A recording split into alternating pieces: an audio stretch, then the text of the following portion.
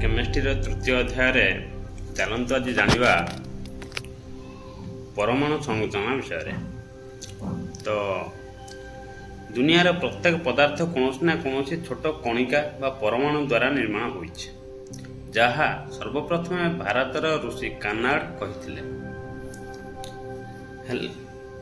भारतर मुनि ऋषि माने बहुत जिनस पृथ्वीर प्राय 90% रु अधिक तथ्य बा लॉ थियोरी ए सब भारतर मुनि ऋषि माने दैथंती।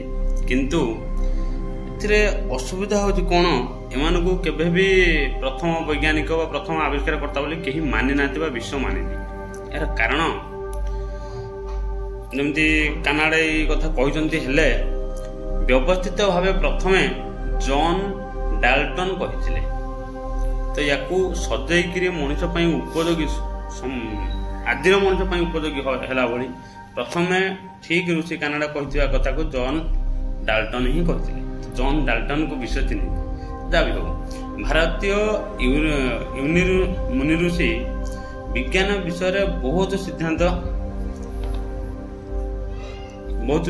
वैज्ञानिक आगरू दे सारी, किंतु व्यवस्थित भावे सजाई नाहांती एवं आम देश दीर्घ दिन धरी पराधीन रहिबारु विश्व ताकू ग्रहण करनाही।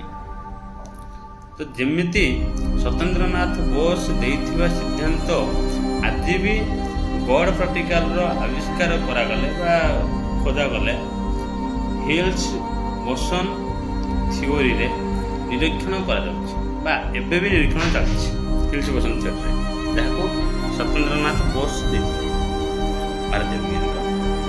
आगुर हमें पूर्व अध्याय चर्चा करथिले सत्येंद्रनाथ बोस विषय एंड डिटेल्स विषय। तो परमाणु विषय चलते जानिबा। यह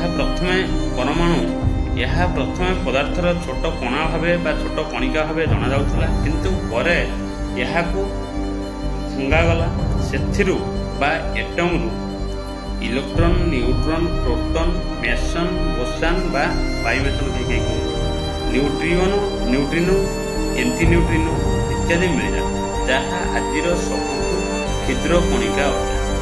यही कणिका गुड़िक मूल कणिका बा मौलिक कणिका बा